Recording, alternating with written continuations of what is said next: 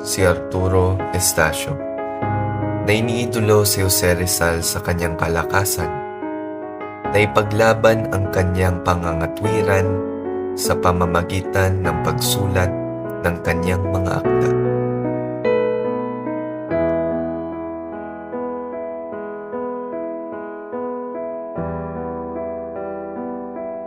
Hindi lamang siya, pati na rin si Manny Pacquiao.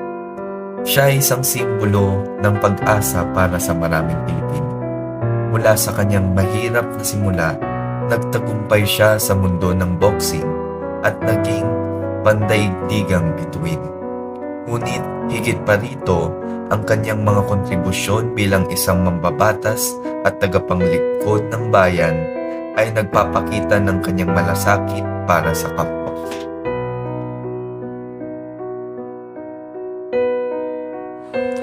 Higit pa sa pagiging makata ni Rizal at dedikasyon ni Pacquiao, hindi mapapantayan ng kanilang kasikatan ang aking angking respeto sa aking ama na tumayo bilang aking pinakaunang ehemplo at idolo. Higit sa aming hawig na pangalan, nakuha ko sa kanya ang karamihan sa aking mga katangian. Angking galing sa musika, pagmamalasakit sa kapwa, paglalaro ng basketball, katikasan at higit sa lahat ang pangarap na maging pulis.